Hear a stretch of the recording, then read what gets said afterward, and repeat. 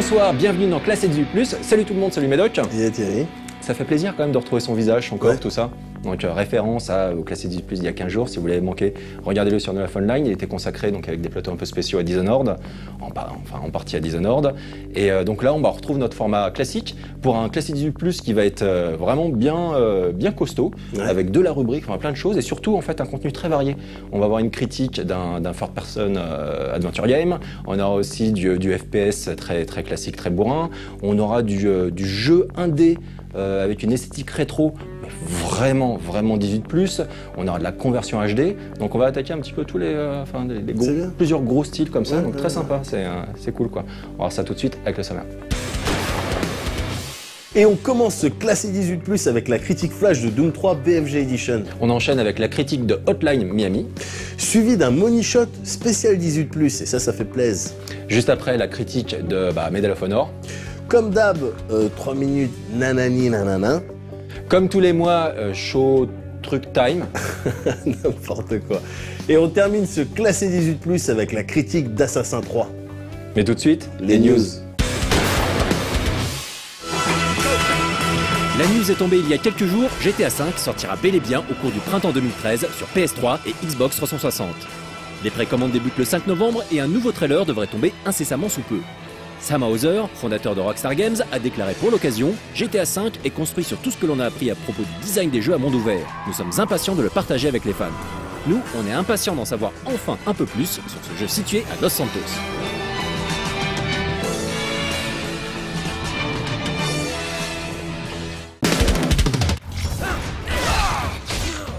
On enchaîne avec un autre gros jeu attendu pour le début d'année prochaine, Metal Gear Rising Revengeance. Konami vient en effet d'annoncer le contenu de l'édition limitée ainsi que les bonus de précommande. En tout, 3 éditions seront dispo en Europe. Une limitée à 25 000 exemplaires, vendue autour de 100 € qui comprendra une figurine de Raiden en armure blanche d'une taille de 30 cm. Un DLC compris dans cette édition permettra de débloquer l'armure dans le jeu et de profiter d'une capacité de stockage étendue des éléments de survie. Enfin, 2 éditions de préco en version Steelbook seront également accessibles, chacune comprenant un DLC unique. Option 1, l'armure verte améliorant les capacités du personnage principal et un artwork. Option 2, l'armure rouge de Raiden pour augmenter le nombre d'armes à distance qu'il pourra porter, ainsi qu'une illustration de Shinkawa Yojin. A priori, la première sera réservée aux possesseurs d'une PS3 et la seconde aux joueurs Xbox 360. Le jeu est toujours calé pour une sortie le 21 février prochain. But I was wrong.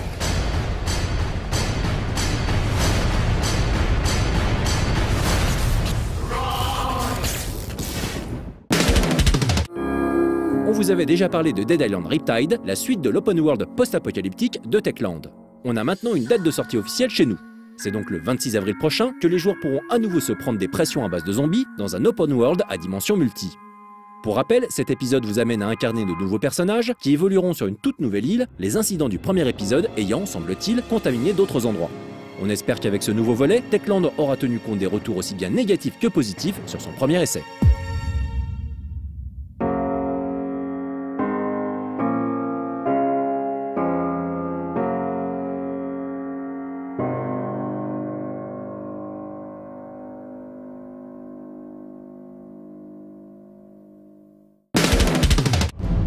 Beneath the sands of the earliest known human civilization. Après sa sortie PC remontant à la fin 2011, Serious Sam 3 BFE est téléchargeable depuis peu sur XBLA pour 1200 points Microsoft. À cette occasion, le jeu PC a accueilli le DLC Joyeux du Nil, comprenant 3 nouvelles missions, 2 nouvelles armes et des monstres inédits.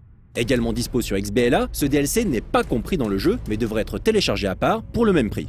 Un DLC à 1200 points Microsoft, c'est clairement n'importe quoi. Même si ce dernier comprend les modes compétitifs de la version PC qui ont dû être coupés du jeu de base pour des raisons de place. La version intégrale de Serious Sam 3 BFE vous coûtera ainsi environ 30 €. Le jeu en lui-même s'avère néanmoins très fun et peut être joué à 2 en coop local et jusqu'à 4 en ligne. On retrouve assez rapidement le côté décomplexé des FPS des années 90, avec des armes délirantes et des tonnes de monstres à massacrer au fil de 12 missions inutilement scénarisées. En mode boucherie, Serious Sam 3 BFE reste jouissif et propose une alternative fun au FPS militaire ultra sérieux et à base de couloirs de cette fin d'année. We finally got an actual piece of Syrian tech running. Extraction has failed. The bird is down. Sam? Is that you? You're alive? We can't hold out long. Fuck you!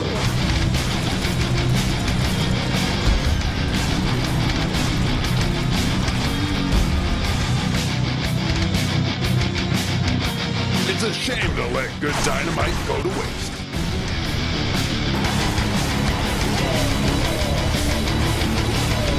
They're coming out of the goddamn walls.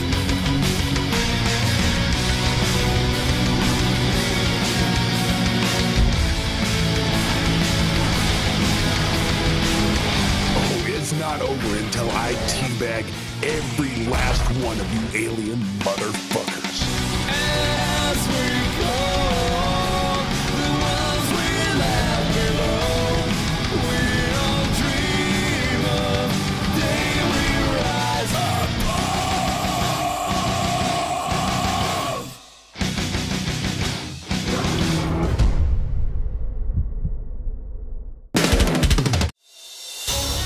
A man will come and take you away. On s'offre une petite pause avec cette jolie bande-annonce ciné de Hitman Absolution, montée sur une musique de Kavinsky, un artiste français de la scène électro, qui a récemment explosé grâce au succès de la bande originale du film Drive, à laquelle il a participé avec le superbe titre Nightcall.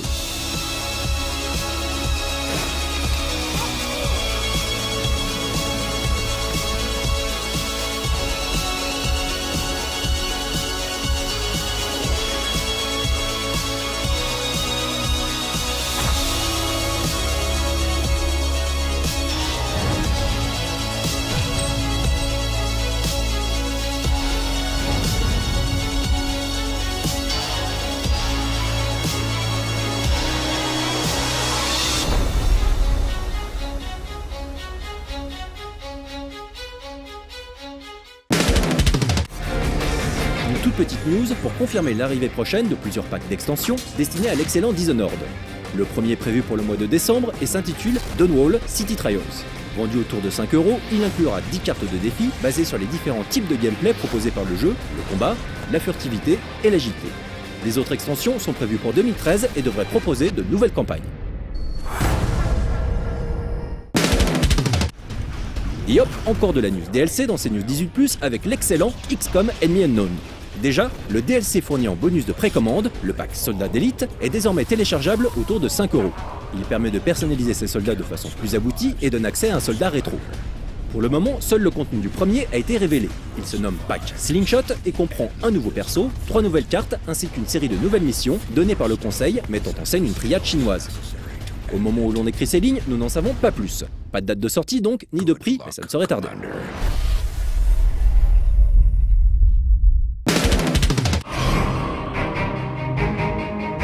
Voici la séquence de gameplay non coupée qui a servi au montage du teaser consacré à Outlast, diffusé dans le dernier classé 18+. Pour rappel, ce jeu en vue subjective horrifique se situe dans un ancien asile et vous place dans la peau d'un journaliste d'investigation ayant eu vent de rumeurs étranges sur l'endroit. Ce jeu indé sera téléchargeable sur PC et a été réalisé à l'aide de l'Unreal Engine. La séquence présentée est bien évidemment très scriptée, mais elle est censée montrer avec fidélité l'ambiance du jeu qui souhaite mettre en scène des monstres bien plus intelligents que ceux habituellement croisés dans les FPS. Notez la qualité des lumières et les petites interactions contextuelles comme les mains frôlant les murs. Allez, on vous laisse flipper tranquille maintenant.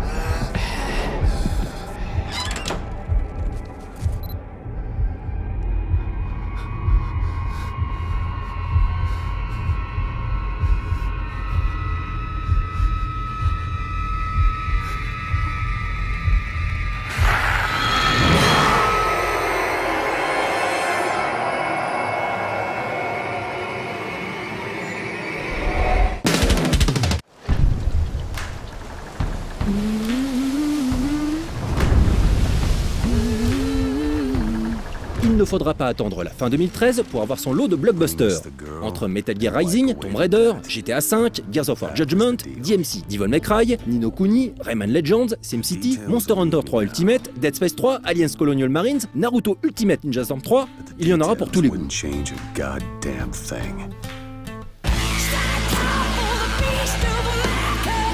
Et vous aurez noté qu'il manque un titre dans cette liste dont vous voyez les images en ce moment. Oui, BioShock Infinite sera bel et bien de la partie avec sa sortie calée au 26 février 2013.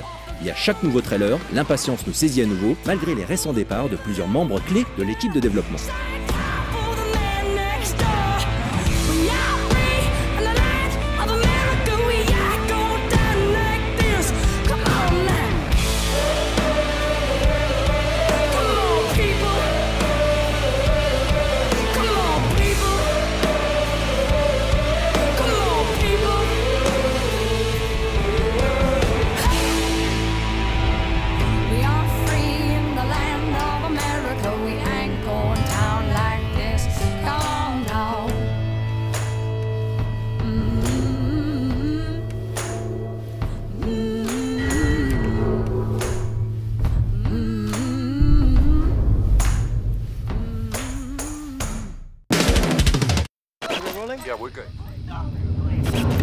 Et on conclut ces news avec un petit teasing sur les prochains web épisodes live destinés à promouvoir Far Cry 3, qui suivront les aventures de l'acteur Christopher Mintz-Plasse, envoyé sur une île pour faire la pub du jeu. Malheureusement pour lui, l'île est celle du jeu et Vaas est bel et bien là. Attention, Ubisoft n'a pas fait dans la dentelle. See gorgeous babes and bad disco dancing. Ubisoft presents Far Cry 2? Far Cry 3, the third one. 3? Yeah, they're on the trilogy. Shut the fuck up! What was that?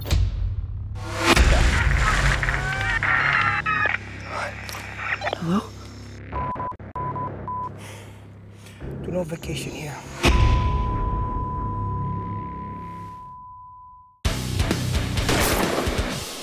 On vient de voir le teaser de Far Cry Experience. Ouais. Donc c'est sympa parce que c'est une série qui est produite et créée par Ubisoft avec du gros budget. Donc l'air de rien, il y a de l'acteur. Alors déjà, il y a Mando. Ouais. Donc il y a un acteur qui est pas très connu mais qui incarne le personnage de Vaas, donc le super méchant de Far Cry 3. Ouais. Toi tu l'avais rencontré, ouais, non pas Vaas mais Mando. Ouais, les trucs. Et donc c'est vraiment marrant de le voir, voir Vaas, donc le mec complètement déglingo dans le jeu, et de voir Mando, donc qui est un mec très gentil, une petite voix. Il est gentil comme tout, il est tout doux.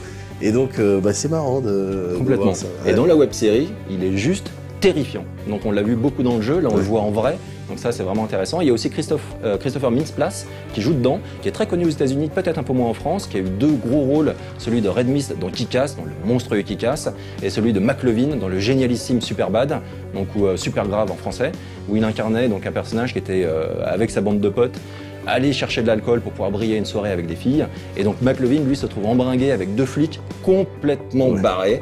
Donc c'est un film qui a été produit par Judd Apatow, qui est vraiment à voir si vous ne l'avez pas vu. Et ce qui est bien aussi, c'est la série Far Cry Experience. Tu vois. Là, on a vu le petit teaser, mais il y a le premier épisode là, qui a été diffusé il y a quelques jours. Donc on va le voir maintenant. Oh, c'est bien. Hermano. Yeah. Are we rolling? Yeah, we're good. Okay, hey!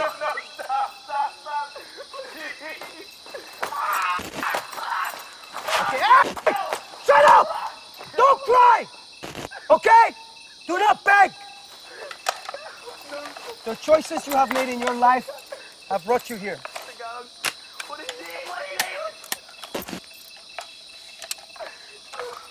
Hermano, back up a little bit, it's gonna blow up. Oh. Back up. Yeah, okay.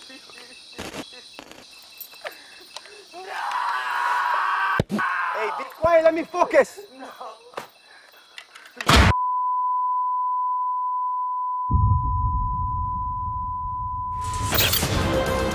Ubisoft presents On a Savage Island. Undiscovered. One man, Christopher Mintz-Plasse, will conquer the wilderness. Watch him beat the odds. This is the Far Cry Experience. Fuck that, hermano. This is the Vaas Montenegro experience. Hey guys, Chris Mintz Plus here, just hanging out on the island that inspired Assassin's Creed. We're gonna stay here Chris, and... Chris, it's Far Cry. Far Cry 3, not Far Cry Assassin. 3? Far Cry 3. No, I don't think you're right. Hey guys, Chris Mintz Plus here, just hanging out on the island that inspired Far Cry 2. Ubisoft told me to come here and just... Chris, it's Far Cry 3, the third one. 3? Yeah, they're on the trilogy. Fuck! Ubisoft told me to come here for 3 days and survive. Do you know why? Because I'm a fucking survivor. I've been training for this shit since I was born in my mother's womb. All right? I'm gonna teach you guys how to... Gary, turn off your walkie-talkie. It's not my... Holy shit. 3, 2, 1. Apparently there's a gang of monkeys roaming this island. I'm gonna find each monkey and punch it in the goddamn face because I'm a goddamn survivor.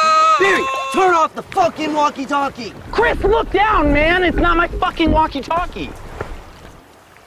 Chris? Can you hear me, dude? Yes, I can hear you. Chris, how you doing, man? Can you see us? Yes, I can see you. Hey! We're on the boat, man! Woohoo! Can you see us? Goddamn agents. Yes, I can see you. All right, let the party begin! Count the cash, I need a lot of singles. This is all my favorite friends. You should be here, man! Wait. Fuck you, fuck you, fuck you, fuck you. Fuck you too. Honestly, we have to drink coconut piss and they get to drink whiskey on tits, man. This is bullshit. I'm the actor. I should be up there. Bank accounts is doing somersaults on all his rapping. She be everywhere. Holy shit, dude. Is that your girl? No, don't touch a man's lens, bro. Are you kidding me? This is a $1,500 lens. You do not... Oh, God, baby, are you okay? The first rule of survival is to find a water source. If you don't have water for 3 days, you will die. Are you serious? I don't know, man. I just made that shit up. Stop asking so many questions. Well, the reason I ask is because this water doesn't seem very clean, man. No, I know, but I will find clean water, okay? Oh, you will, because you're the golden boy and you always do everything perfect. Ubisoft hired me for this shit. They hired you to press some buttons. Oh my God, zoom in, zoom out. They hired me because I'm a good cameraman, okay? Big Mama's House 2 isn't a good fucking resume. Holy shit, Snake! What? Chris, by your leg! What? Right there! Where? Where? Fuck you, dude. That's not funny!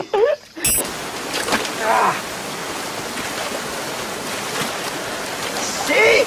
I told you I could find clean water! You know what I named that waterfall? I named that waterfall Fuck You, Barry! This is possibly the freshest water in the world, guys. Chris? Please. I'm acting thirsty, okay, Barry? Chris, there's a fucking... Barry, what the fuck? Shut up, I'm concentrating. What? Whoa! Whoa! Whoa! Oh my God, fuck! Holy shit! Oh my God, dude, you totally just ate that thing's guts. Are you okay, man? You better not put that shit on the fucking internet. Oh, God. Holy crap, dude. Look. Chris, we should... What was that? What is that, man? Holy shit, was that a deer? I don't know, I think that's a human. No, that was for sure a deer, dude, by the way. Look! Look! Whoa! The dude is inside of a fucking deer! Holy crap! Oh my God. Oh my God! Sir! Please don't kill me! No, I will not kill. I don't kill. Oh God!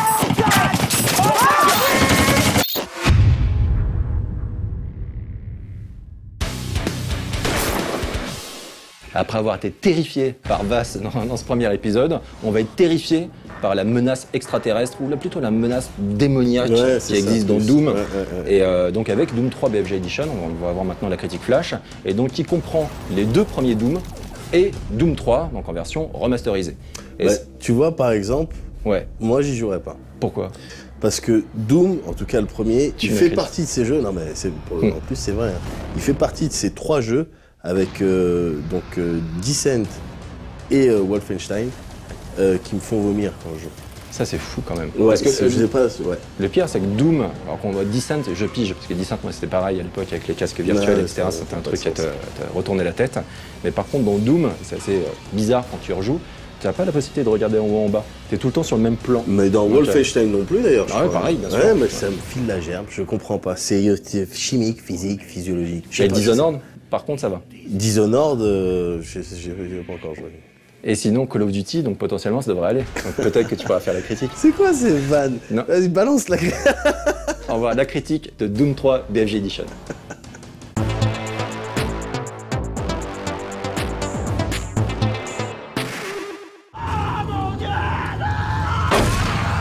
À l'époque de sa sortie en 2004, Doom 3 était visuellement la grosse claque du moment, la démonstration du savoir-faire technique d'id Software. Le FPS par les maîtres longtemps incontestés du genre. Longtemps parce qu'en 2004, le genre s'était clairement diversifié et émancipé avec les Half-Life de Valve, les Medal of Honor d'Electronic Arts et bien sûr le premier Call of Duty sorti l'année précédente. Pourtant, Doom 3 en imposait. Grâce à ses lumières dynamiques et l'utilisation de la fameuse lampe torche, mais aussi ses environnements destructibles que les monstres pouvaient percer afin de prendre le joueur par surprise. Établissez une place forte et tenez-les en... Mais Doom 3, comme ses aînés, se démarquait avant tout par sa saveur horrifique et une jouabilité nerveuse à base d'armes intemporelles telles que le shotgun et la tronçonneuse. Le jeu nous revient aujourd'hui dans une édition Big Fucking Gun, proposant des graphismes retravaillés en HD et une jouabilité retouchée pour les consoles actuelles. Cette critique flash a d'ailleurs été réalisée à partir des versions PS3 et 360 du jeu. Visuellement, Doom 3 s'est bien pris un sérieux coup de vieux. Pas de surprise de ce côté-là. Les environnements sont aujourd'hui assez quelconques et la modélisation des personnages prête à sourire. Vous devez me laisser envoyer ce message. Il faut les prévenir tant qu'il est encore temps. Je ne peux pas laisser ce... Pourtant, le gameplay, lui, reste agréable. La difficulté élevée du jeu, l'apparition surprise des monstres, le level design des niveaux, sa mise en scène gore, la mythologie Doom. Le charme opère toujours. Mais si on peut pardonner à cette édition remasterisée ses graphismes datés, en revanche, les temps de chargement hallucinants entre les niveaux, eux, sont inexcusables, insupportables.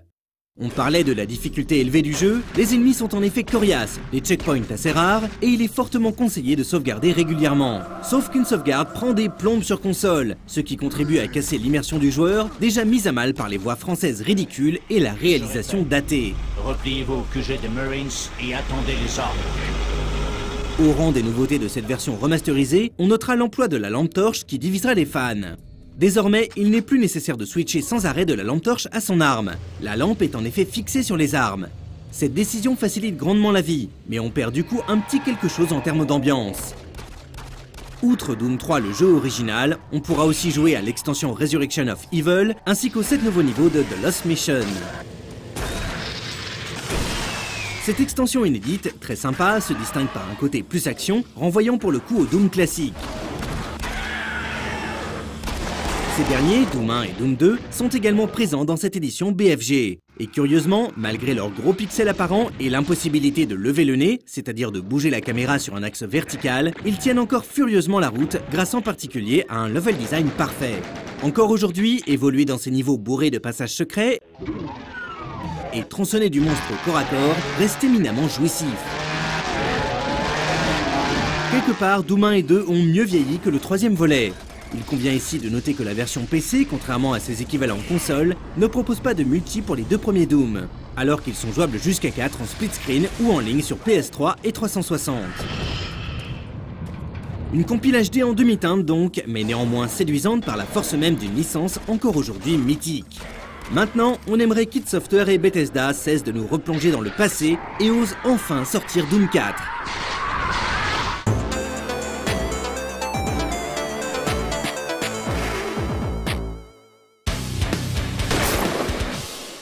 Alors après Doom 3 BFG Edition, c'était du rétro sans être du rétro, maintenant on va avoir du neuf, mais version rétro.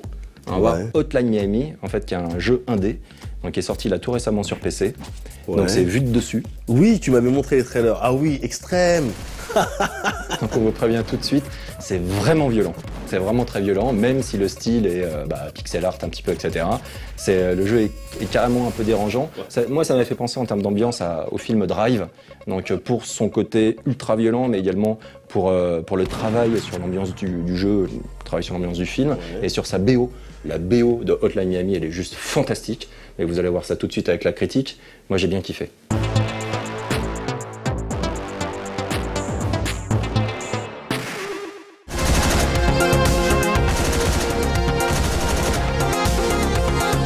Hotline Miami est un titre indé développé par 2 Suédois n'ayant peur de rien. Rarement, un jeu a atteint un tel degré de violence graphique, une sauvagerie animale, d'où les masques, qu'il transforme en une espèce de trip sous acide à la fois fascinant et profondément dérangeant. Pourtant, ce titre n'a rien de photoréaliste pour au contraire privilégier une esthétique pixel 16 bits. Une direction artistique forte qui ne diminue en rien l'impact visuel du jeu que l'on prend comme un coup de poing dans le ventre. Afin de définir Hotline Miami, il est nécessaire de se référer au cinéma et en particulier au cinéma de genre. Située dans les années 80, cette production renvoie clairement à l'esthétique du film Drive et aux explosions de violence sèche qui ont fait la réputation du réalisateur danois Nicolas Winding Refn, également auteur de la trilogie Pusher ou de l'incroyable Bronson. Les développeurs citent Kick-Ass en tant que source d'inspiration, mais si ce film affiche en effet une violence graphique sans concession, il propose aussi un second degré totalement absent de Hotline Miami. Non, ici la violence est brute, non réfléchie, répétitive et acharnée, mais elle n'est pas gratuite. Hotline Miami raconte en effet une histoire, celle d'une descente en enfer.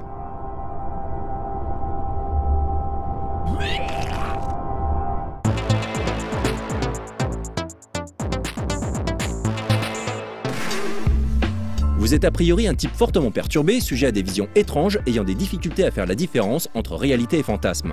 Et vos fantasmes sont terrifiants. Régulièrement, vous vous retrouvez dans votre appart miteux à répondre au téléphone. Des coups de fil n'ayant rien d'amicaux, vous confiant à un mot couvert la mission d'exécuter des gens. Et sans raison apparente, vous les acceptez. Chaque mission se compose de plusieurs rounds, entre lesquels un checkpoint est déclenché. Si vous vous faites toucher une fois, vous reprenez le round de 0. Pour accomplir vos missions, vous dissimulez votre visage derrière le masque d'un animal, vous conférant des attributs particuliers. L'un d'eux vous permet de débuter la mission avec un couteau, un autre vous protège des chiens ou vous donne la force de tuer un ennemi en lui ouvrant une porte dans la tronche. Outre votre masque, il y a les armes. De plus en plus nombreuses, celles-ci peuvent être récupérées sur les lieux du massacre à venir ou sur les ennemis abattus. Car vos cibles ne sont pas des enfants de cœur, mais des tueurs lourdement armés. Entre chaque mission, comme dans un rêve, vous vous arrêtez dans une boutique pour prendre un verre, manger un bout ou louer une VHS avant de décrocher une nouvelle fois le téléphone.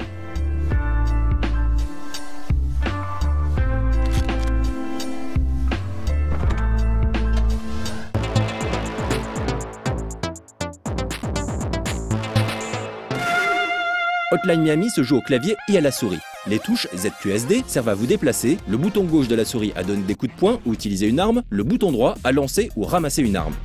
La souris sert également à viser, tandis que la barre espace permet de se placer au-dessus du corps d'un ennemi assommé pour l'achever avec un acharnement confinant à la sauvagerie. Sang et cervelle gicleront et les corps s'empileront rapidement pour transformer les environnements en une boucherie immonde. Et à la fin du dernier round, une fois la mission accomplie, vous retraverserez les niveaux pour contempler, abasourdi, l'ampleur du massacre avant de remonter dans votre DeLorean pour aller faire du shopping dans la boutique du coin.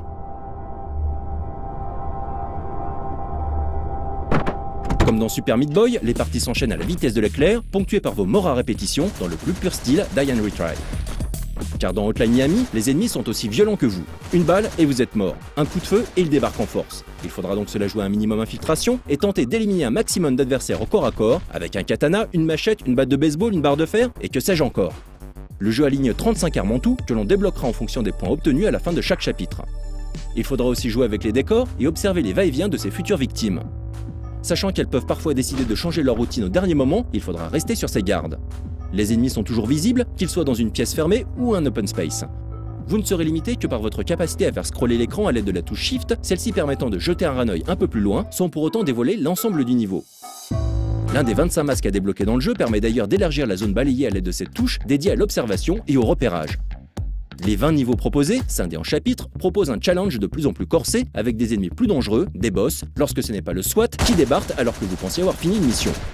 Très difficile, Hotline Miami laisse pourtant une large part à l'improvisation grâce à un gameplay ultra nerveux permettant de se la jouer 100% action. Il faudra alors se déplacer à la vitesse de l'éclair et changer d'arme très vite, les munitions étant extrêmement limitées et les ennemis féroces.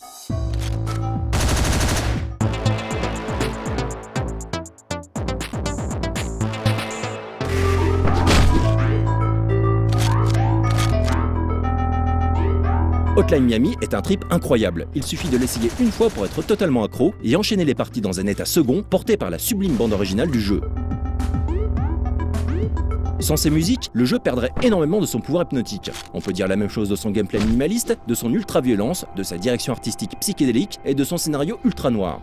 Les développeurs ont créé un jeu parfaitement équilibré où chaque ingrédient semble faire résonner les autres pour finalement obtenir une expérience unique. Même les défauts de Hotline Miami sont étouffés par le rythme infernal du gameplay. L'IA des ennemis, par exemple, est loin d'être irréprochable. On peut abattre un garde dans une pièce sans éveiller les soupçons d'un type assis à 2 pas. Il arrive aussi qu'en courant très vite, un adversaire oublie notre présence pour retourner à sa routine sans plus se soucier du type qui lui tirait dessus il y a 2 secondes. Mais vu que le jeu enchaîne les morts et réagit la plupart du temps de façon cohérente, on oublie très vite les aléas de l'intelligence artificielle pour se concentrer sur sa prochaine partie. Le jeu souffre également de bugs relativement nombreux, avec des textures qui disparaissent et autres plantages. Mais un patch devrait bientôt tomber pour corriger tout ça.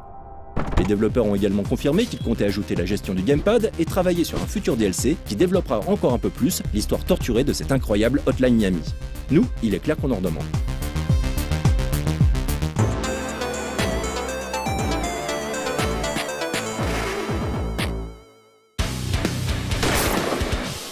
Alors vite fait sur Hotline Miami, moi visuellement il m'a fait penser, après je sais pas, j'y ai pas joué, hein, j'ai juste simplement vu le trailer et tu m'en as parlé, il me fait beaucoup penser à Loaded sur PlayStation, je sais pas si t'avais passé du temps. Si, ouais, j'avais passé du temps dessus. C'était un petit peu le même délire, des personnes, des déglingos qui tirent comme ça. Ouais, c'était plus cartoon. Ouais. Alors, là c'est encore quelque chose de différent. C'est quelque chose de différent, mais ça reste extrême, donc bien, bah, du coup j'y jouerai. Ah ouais, ça vaut on reste dans l'extrême. Ouais. Avec Money Shot, un spécial 18+, dans lequel donc Jonathan nous parle de Sinister et The Collection. Sinister, donc fait par les mecs d'Insidious, c'est ça? Ouais, c'est ça, c'est une partie de l'équipe. Voilà, et Insidious, je m'étais chié dessus, vraiment, enfin, physiquement. Truc en plus, il était pas mal, tout. Et puis The Collection, moi j'imagine que c'est bien. Il y a des mecs de Saw, genre qui ont bossé un petit peu dessus. Cette série bien gore. Donc a priori, genre si vous êtes petit, vous ne devriez pas regarder 18+ déjà, mais évitez de regarder les trailers qui vont arriver parce que sinon vous allez faire des cauchemars. Ouais. Déjà avec Hotline Miami, s'ils ont regardé Hotline Miami, c'est fini. C'est pas bien, je suis pas fier de ce qu'on fait. Bienvenue dans ce nouveau numéro de Money Shot version 18+. Cette fois-ci, nous allons parler de films fantastiques et de gros slashers qui tâchent avec Sinister et The Collection. Si on parle de Scott Derrickson, ça n'évoquera pas grand-chose à grand monde. Et si on en parle en évoquant l'exorcisme d'Emily Rose ou le remake du jour où la Terre s'arrêta, là, ça me donne vraiment pas envie, je vous le concède. Cependant, son prochain projet semble se hisser quelques crans au-dessus de ses derniers longs métrages. En effet, après s'être essayé à l'horreur pour ménagère, avec le trop gentillet exorcisme d'Emily Rose, Derrickson retourne à l'horreur de façon beaucoup plus frontale avec Sinister. Le film suit Ellison, un auteur de romans policiers inspirés de faits réels, interprété par le très bon Ethan Hawke. Ellison et sa famille doivent déménager pour des raisons financières. Ils s'installent dans une maison dont le prix a fortement chuté après la mort des anciens propriétaires. Des événements sinistres qui inspirent Ellison pour son prochain roman. Mais à force de fouiller le passé, il va réveiller une entité démoniaque. Si ce pitch paraît plutôt classique, le film semble tout de même, à la vue de la bande-annonce, plutôt flippant grâce à une ambiance rappelant l'excellent Insidious de James Wan. Pas étonnant, sachant que c'est la même équipe qui a produit les 2 longs métrages. Le film ayant reçu des critiques assez élogieuses outre-Atlantique, c'est avec une certaine impatience que l'on attend la sortie de Sinister. Mais il ne faudra pas patienter longtemps puisque le film de Scott Derrickson sortira la semaine prochaine, à savoir le 7 novembre 2012. New details today in the grisly murders of a local family found earlier this week. I didn't want to move here. We couldn't afford to live in the old house anymore. Plus, the new story I'm writing is here. Is the story a good one this time? I'm gonna write the best book that anybody's ever read. I got a really good feeling about this.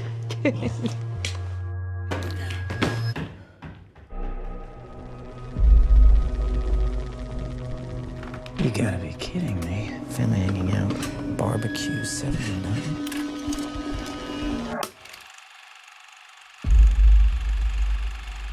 That's the family who lived here.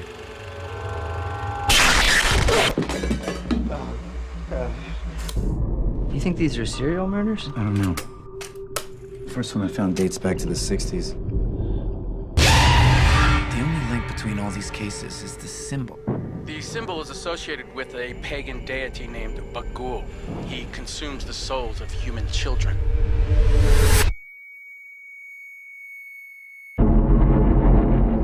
I have never been onto something this big before. Early Christians believed that Bagul actually lived in the images themselves and that they were gateways into his realm. Children exposed to the images were especially vulnerable to Bagul's abduction. Sweetheart, what are you doing? Painting. I wanted to paint her picture. Who are you talking about? Stephanie. She used to live here. Trevor?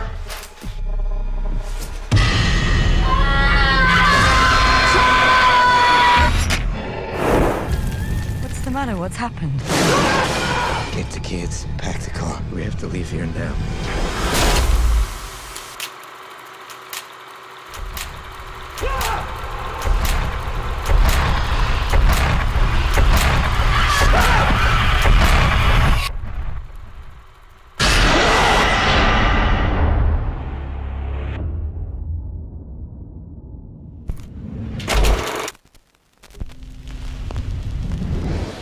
Si Marcus Dunstan est le scénariste des tristement célèbres Saw 4, 5, 6 et 3D, il est aussi le réalisateur de l'excellent The Collector.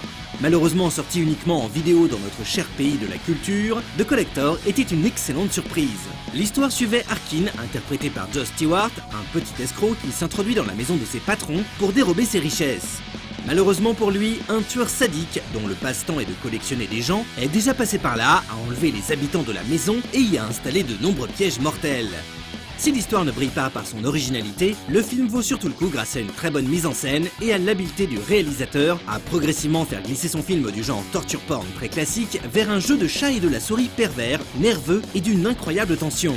3 ans plus tard, la même équipe nous propose une suite intitulée The Collection. Arkin, toujours en vie, est contacté pour aider un homme fortuné à récupérer sa fille enlevée par le collectionneur.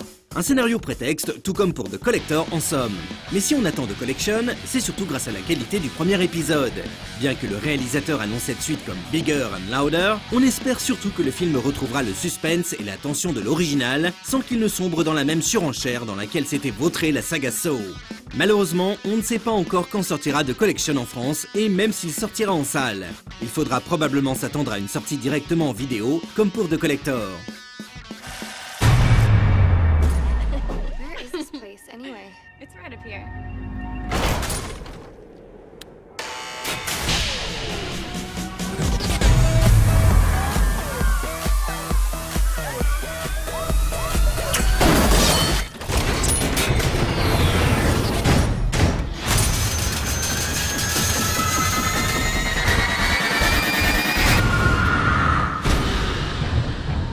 Over 50 people still missing. Grieving families are seeking answers. I'm working for a man whose daughter's gone missing. She's all I have. Find her. Was she alive? Last time I saw her. I've got 48 hours before she's dead. You wanna find this guy, you gotta start at the beginning. You better be prepared. Bring everything you got. Because if he catches you, he's gonna make you wish you were dead. You gotta help us find Elena. You're the only person to see the inside of this hotel and live. It's built like a maze. The whole place is rigged. He's picking us off one by one.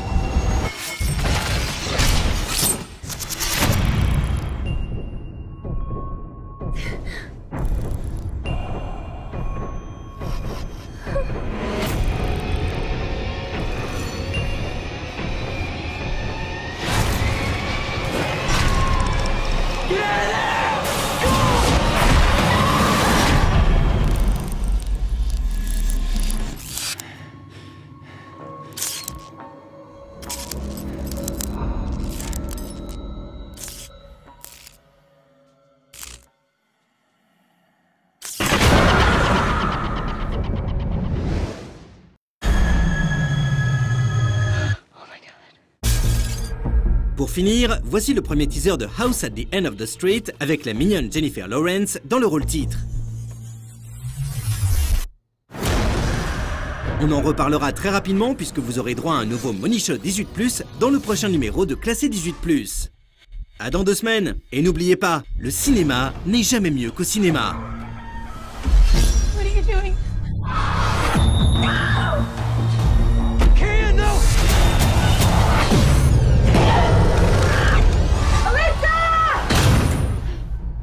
Hi, Miss Cassidy. I'm looking for Alyssa. Is she here? No, ma'am. I wouldn't be angry if she's here. Promise me you won't tell anyone about Carrie yet. Yeah, I promise. Listen, we have a new neighbor, okay? Her name's Alyssa. Her and her mom just moved in. I want you to leave her alone, you understand me? What exactly happened again?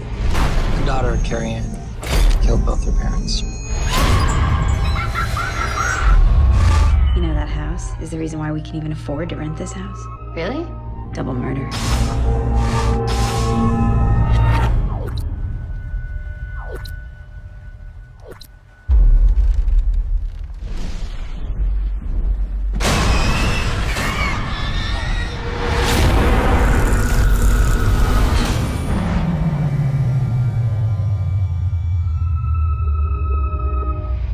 I think this place is going to be really good for us.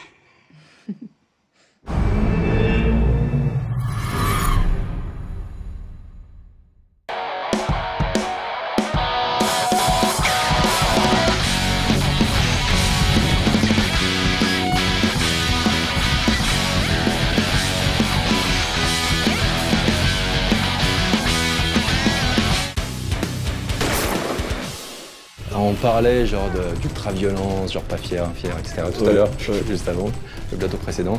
Là, clairement, si des gens doivent pas être fiers, c'est le studio Danger Close, donc, qui nous a fait Medal of Honor. Alors, ils doivent être pas fiers pour plein de raisons. Pour beaucoup de raisons. Alors déjà, de base, leur jeu, tout court. Ensuite, le contexte du jeu. Donc on va voir ça tout de suite avec la critique d'Emeric, le pauvre Emeric qui a fait la critique de RE6 il y a 15 jours et qui maintenant fait celle de Medal of Honor. Donc c'est assez rigolo quand on regarde un petit peu les critiques qui sont tombées partout sur le net. Le jeu a à peu près la même note que 007 Legends, qui était une catastrophe. Une catastrophe. Bien sûr. Tout va être expliqué là dans la critique et on va pas s'attarder sur ce jeu qui vaut vraiment pas le coup.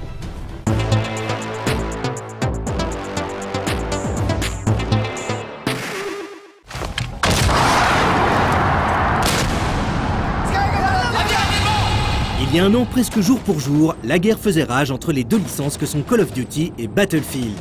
Une guerre qui, si l'on en croit les chiffres, a été remportée haut la main par la première licence, prouvant une nouvelle fois son hégémonie sur les FPS modernes. L'incontournable Call of Duty semble effectivement infaillible et son succès indécent n'en finit pas de faire des envieux. Pas étonnant donc que l'on retrouve dans des productions similaires de nombreux éléments qui ont fait son succès. Entre mise en scène qui en met plein les yeux, explosions en tout genre et phases de shoot intenses, tous les blockbusters TPS inclus semblent vouloir s'inspirer du best-seller d'Activision. Mais Call of Duty, ce n'est pas qu'un gameplay, c'est aussi une façon de penser, ou plutôt une façon de faire penser. Et si Modern Warfare 3 tenait le haut du panier en matière de propagande américaine, l'un de ses challengers a réussi l'exploit pourtant ardu de mettre la barre encore plus haut. Ce challenger, vous l'aurez deviné, c'est évidemment le tout nouveau Medal of Honor Warfighter.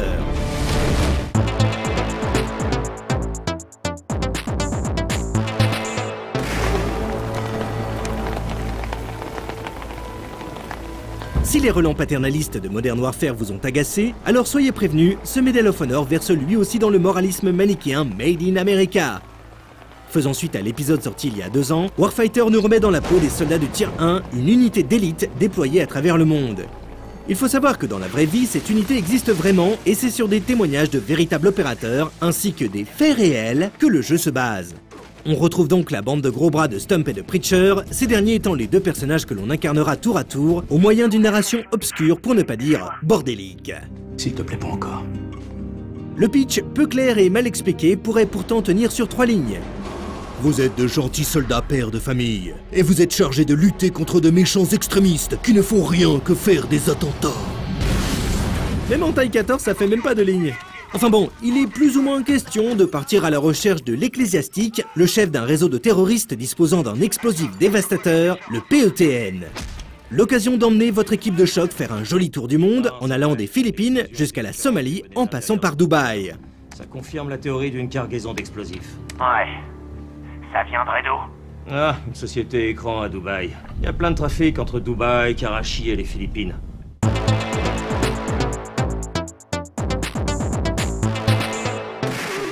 Je crois qu'on peut le surprendre.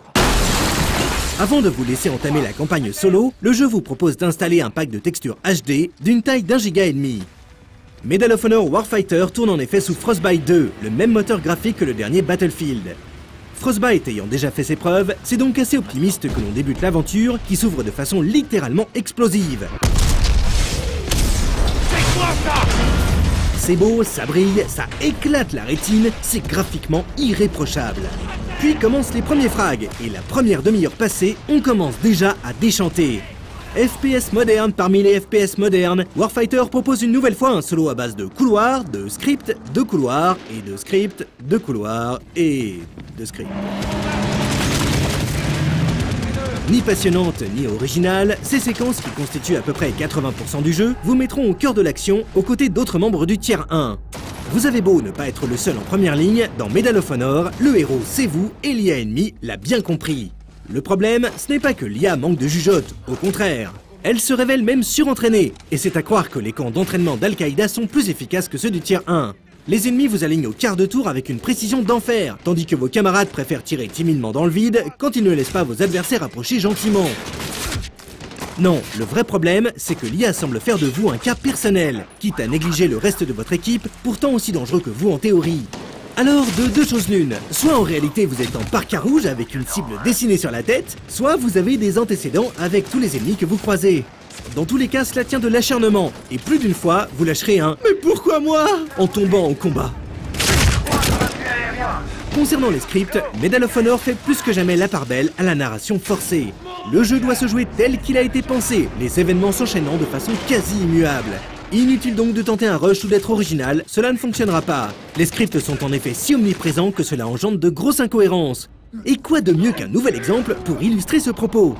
Tenez, dans cette scène, vous êtes à main nue et censé trouver une arme tout en éliminant discrètement les gardes. Si vous faites les choses proprement, le garde tombe sous vos coups et l'on remarque qu'il est totalement désarmé. L'arme à ramasser selon le scénario se trouvant un peu plus loin.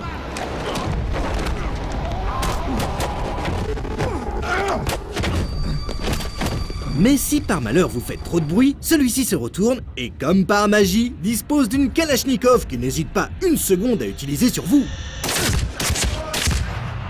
Bref, en plus de certains couacs, le mode solo, une fois encore, déjà vu, déjà joué, convainc difficilement, sauf là où on ne l'attend pas, c'est-à-dire dans quelques séquences de poursuite en véhicule, étrangement bien réussies.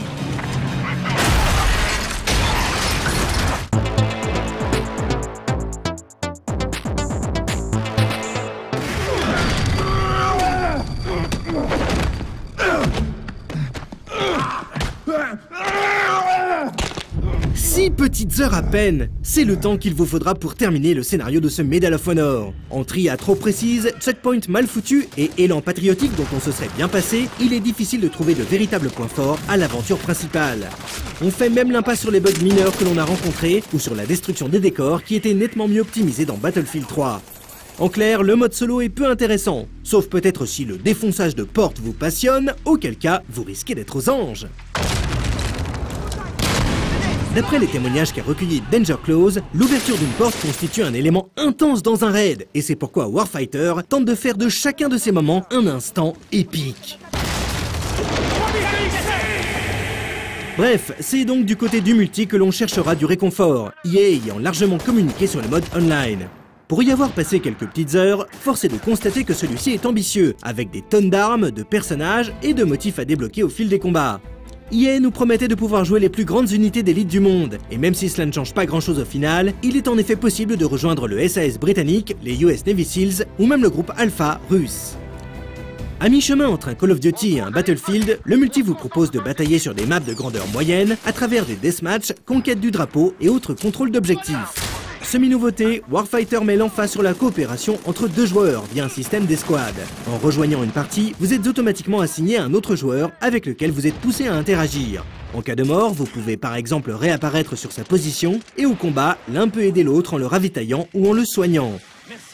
Le jeu propose aussi un système de classes avec la possibilité d'incarner au choix un sniper, un assaillant ou encore un démolisseur. Finalement, on n'a pas de grands reproches à faire à ce mode, puisqu'il correspond en gros à ce que l'on attend d'un FPS moderne. Et en fait, c'est peut-être ça qui cloche. Medal of Honor Warfighter nous offre ni plus ni moins ce que les autres proposent, sans vraiment ajouter quelque chose d'original ou de bien marquant. On reste donc sur sa fin, et même mieux, on reste sur les jeux dont il s'inspire.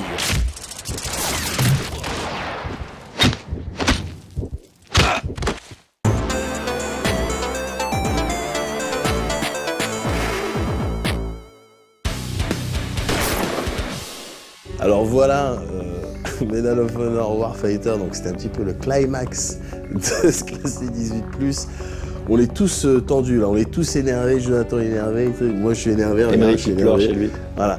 Donc qu'est-ce que tu as à me proposer là Thierry? Là, on est tous énervés. Tout le monde le sait.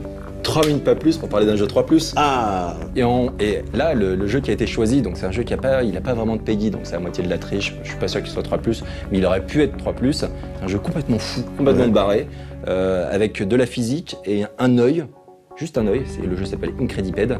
Et en fait, cet œil a des membres. Et donc tu peux faire pousser ses membres, ajouter des muscles sur les membres, de manière à le déplacer, genre au sein d'un niveau. D'accord. T'es sûr que dit comme ça, c'est bizarre. Ouais, hein. C'est bizarre. Hein. Vous allez voir ça tout de suite avec le 3 minutes pas plus, mais c'est bizarre beau. Beaux-Arts. Ouais, c'est un jeu qui pourrait être au Beaux-Arts.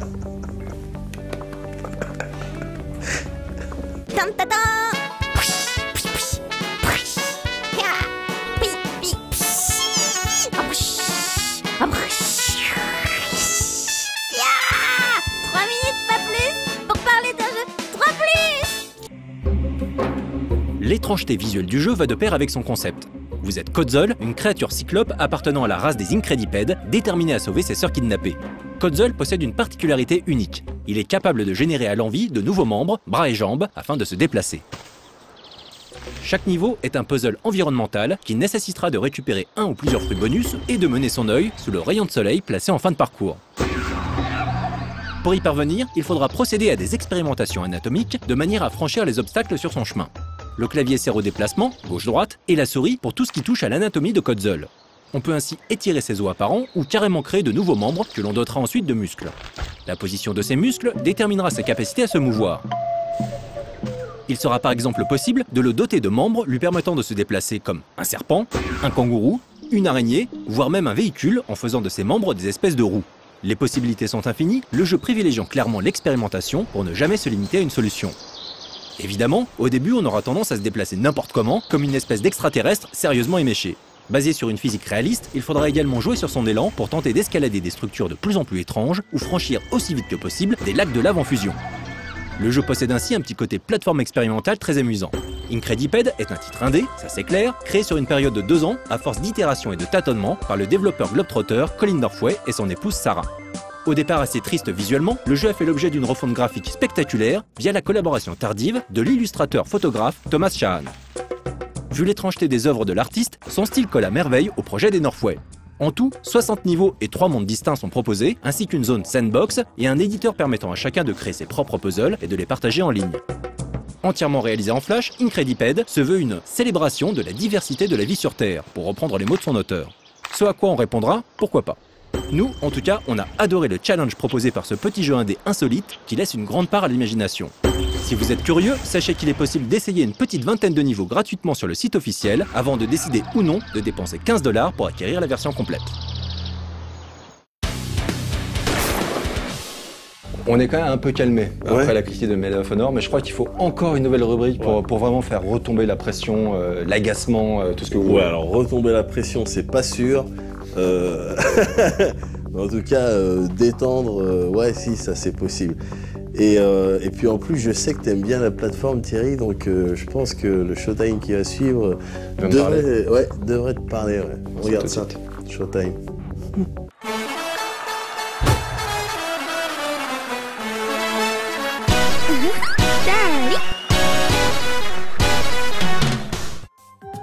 Pour le Showtime de ce mois-ci, j'ai décidé de faire plaisir à Thierry en proposant de l'action plateforme pure et dure. C'est vrai quoi, No Life c'est aussi une chaîne faite par un staff qui joue, qui a du skill et qui maîtrise les timings et les distances. Un staff qui aime particulièrement sauter sur tout ce qui bouge. Je vais reformuler cette dernière phrase. En fait non, je laisse l'ambiguïté s'installer. Anyway, Iris Action est donc un jeu d'action plateforme développé par Shepaki, dans lequel on incarne une héroïne qui se bat avec des couteaux. Le tout se joue au clavier et peut rapidement énerver tant les contrôles sont tout pourris. On est en effet souvent amené à mourir bêtement, mais ce que j'avais pas compris à la base, c'est que c'est clairement le but du jeu. Et si l'on a uniquement à faire une version trial, cette dernière offre tout de même son lot d'images fortes de café. Ainsi, les attaques de certains ennemis peuvent effeuiller la jeune Iris, comme les jets de slime par exemple. Le truc cool et bizarre à la fois, c'est que lorsque l'on meurt, les monstres environnants n'hésitent pas à venir prendre leur part du gâteau. Et vous pouvez faire durer le game over aussi longtemps que vous voulez, tout dépend de votre niveau de déviance.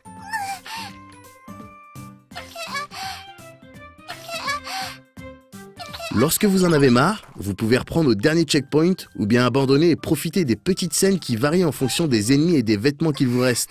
L'occasion pour nous de constater que la vilainie générale du jeu n'affecte pas du tout ces petites scènes. On sait dans quoi les mecs ont mis le budget.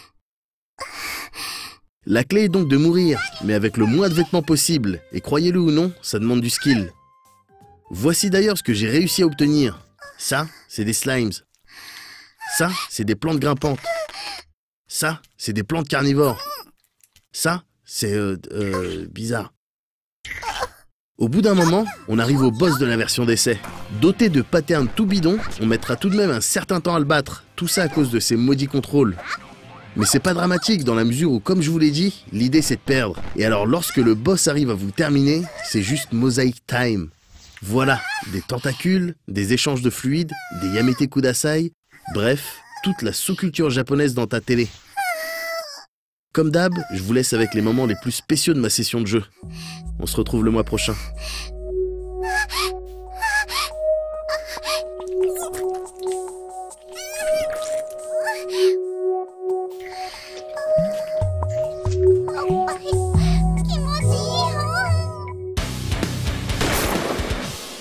Et donc là, on va parler comme du gros morceau, du climax de cette émission, parce qu'évidemment, on déconnait tout à l'heure, c'était pas Medal of Honor, c'est Assassin 3, donc on attend vachement, toi tu aimes beaucoup la série, et justement récemment tu as eu l'occasion d'aller à une soirée Assassin 3, donc, il faut savoir que les éditeurs pour les AAA, donc les gros blockbusters, organisent souvent des soirées, et en fait c'est l'occasion pour nous déjà de rejouer au jeu, puisqu'il y a toujours des bornes, également d'échanger un petit peu avec les collègues de la presse, et puis de temps en temps de rencontrer comme ça tardivement, puisqu'on les a vus quand même un peu avant, mais de pouvoir rentrer dans le vif du sujet un petit peu avec des développeurs éventuellement présents. Et c'est ce que tu as pu faire. Tu as pu échanger un petit peu avec Maxime, qui a un poste un peu étrange sur le projet. En l'occurrence, lui sur Assassin 3, c'était le consultant historique.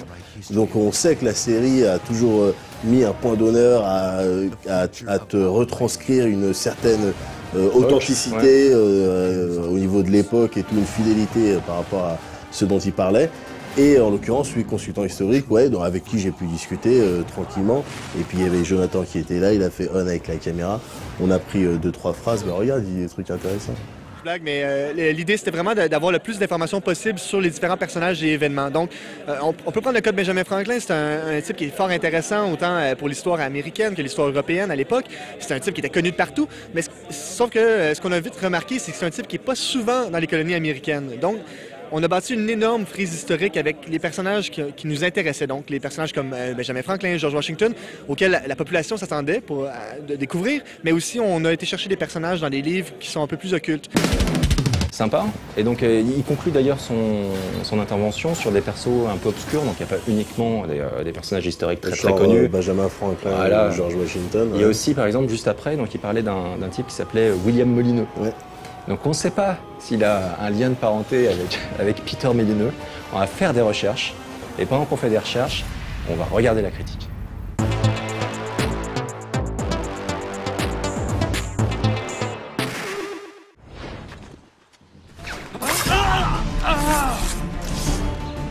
En l'espace de quelques années, la marque Assassin's Creed a réussi à occuper une place importante dans l'esprit des joueurs et s'est définitivement positionnée en tant que licence majeure de l'industrie. Inutile donc de préciser à quel point ce troisième volet est sévèrement attendu par une très large communauté. D'épisode en épisode, les Assassin's Creed n'ont eu de cesse de se bonifier, de rectifier le tir si cela s'imposait et d'innover. On pense par exemple au côté très répétitif qui s'est vite effacé lors de la sortie du deuxième Assassin. On pense aussi à Brotherhood et cette excellente surprise qu'a été le multi. Dans cette configuration, et compte tenu des nombreuses promesses qui ont été faites concernant cet Assassin 3, on est aujourd'hui censé être en face de l'épisode ultime en tout point. L'épisode qui, en plus de clôturer l'ensemble d'un point de vue scénaristique, se doit de proposer une synthèse de tout ce qui a plu dans le game system des précédents, tout en ajoutant de nouveaux éléments, histoire de justifier un nouveau titre.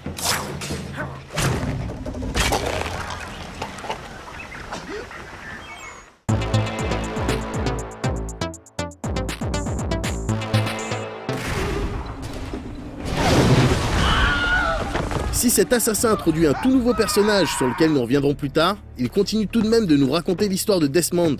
Fort de son expérience acquise en incarnant Ezio, Desmond est maintenant en route vers la chambre décrite par l'ancienne civilisation, le tout en compagnie de Rebecca, de Sean et de son père. Ton destin était tracé, Desmond. C'est ici que se trouve la clé pour déjouer les plans d'Abstergo, l'organisation des Templiers, et aussi pour sauver le monde avant la date fatidique du 21 décembre 2012. Entre deux sessions d'Animus, on sera d'ailleurs amené à diriger Desmond et à constater qu'il est effectivement aussi agile que ses ancêtres. Avant d'incarner Connor, le tout nouveau personnage de cet assassin, le jeu nous plonge d'abord pendant quelques heures dans la peau d'Ethan. Des premières heures qui servent ici de tutoriel et qui se terminent sur un twist assez inspiré. Vient ensuite l'histoire de notre métis anglais amérindien, de son nom d'origine, Connor Kenway. Le jeu se déroule effectivement sur plusieurs années. Vous verrez donc Connor grandir et vous assisterez aux événements qu'il pousse à en vouloir aux Anglais et à s'impliquer dans cette guerre d'indépendance. Le tout, bien évidemment, sur fond de bataille entre les Templiers et l'Ordre des Assassins. La période choisie est d'ailleurs intéressante et effectivement peu traitée, comme se sont plu à le dire à maintes reprises les équipes d'Ubisoft. Toutefois, si l'on est en effet amené à croiser des personnages connus comme Washington ou Franklin et à participer à des événements relatés dans les livres d'histoire, on a l'impression que les actions de Connor ne pèsent pas aussi lourd d'un point de vue historique que celles d'Ezio justement. Toujours en comparaison à l'italien, Connor souffre d'une certaine superficialité, peut-être d'un manque de charisme et très certainement d'un manque d'humour. Et si nous allions dehors, toi et moi? Je serais ravi de te montrer avec quelle facilité je peux... Des points gênants mais qui n'altèrent pas vraiment le plaisir que l'on a à suivre l'histoire. Des mots pleins d'espoir venant de quelqu'un qui ne croit en rien.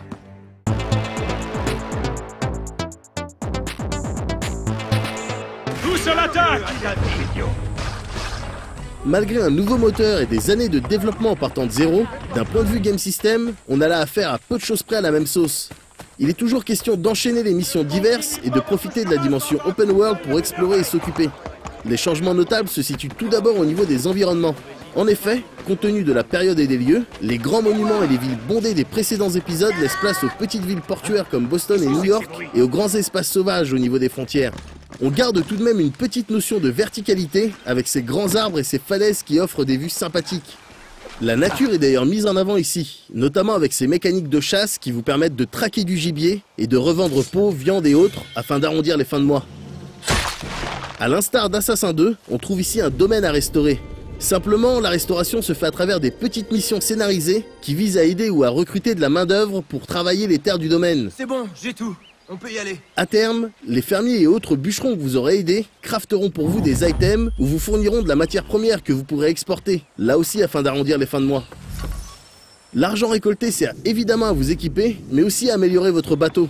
Ce dernier, et les phases de gameplay qui vont avec, constituent l'une des grosses features de ce nouvel assassin. Et si à l'annonce de cette dernière, on pouvait avoir peur, force est de constater que les batailles navales, en plus de servir l'histoire, procurent énormément de plaisir. Concrètement, on dirige son bateau à l'aide des deux sticks, l'un pour la barre et l'autre pour la caméra, et on gère la vitesse en déployant plus ou moins les voiles tout en gardant un œil sur la direction du vent. Les canons principaux et secondaires fonctionnent quant à eux sur un système de cooldown. Une fois chargés, vous pouvez faire feu. Immersive et techniquement impressionnante, ces phases génèrent encore plus de plaisir lorsque les éléments sont déchaînés. On regrette simplement qu'il n'y ait pas la possibilité d'aborder les bateaux ennemis, une feature qui aurait été pourtant simple à rajouter. Les combats au corps à corps ont été quelque peu modifiés ici. On retrouve un principe qui se rapproche d'un Batman, avec des signaux obvious au-dessus des ennemis s'apprêtant à lancer une attaque. Certains adversaires ne se laisseront toutefois pas remplir facilement. Il faudra alors d'abord les désarmer avant de les exécuter. On constate que les affrontements ont été simplifiés et on a l'impression qu'ils sont là plus dans un but esthétique que pour proposer du challenge aux joueurs. La plupart du temps, il suffira en effet d'attendre que l'ennemi attaque pour lancer une contre-attaque fatale. Les nombreux takedowns effectués avec les différentes armes arrivent tout de même à divertir le joueur et lui évitent de se lasser. D'une manière générale, la dimension stealth et assassinat est un peu moins présente et laisse place soit à des filatures moyennement enthousiasmantes, soit à de l'action pure et dure. Un choix discutable, mais qui, on imagine, devrait plaire à un public un peu plus large. Reste le multi, toujours aussi accrocheur, qui se pointe avec de nouvelles idées, mais garde essentiellement les mêmes bases. En fonction des modes, on alternera donc entre chasseur et chassé, et on fera progresser son personnage en débloquant des compétences qui nous permettront de mieux vivre les sessions de jeu.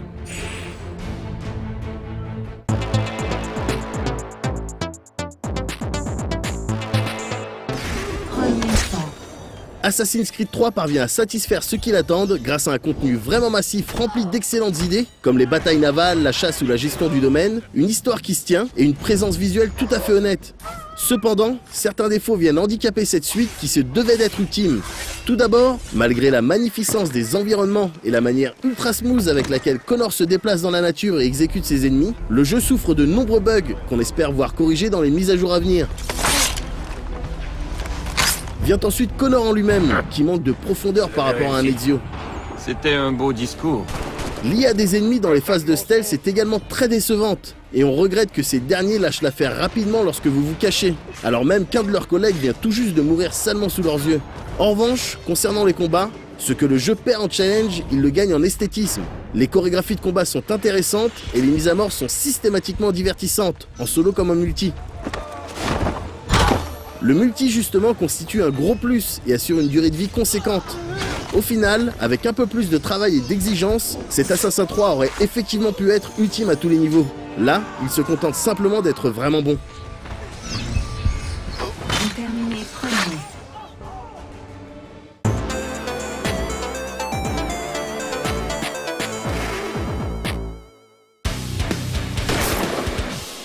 Bon, j'espère que vous n'avez pas trop pensé pendant la critique à cette histoire de William Molineux, etc.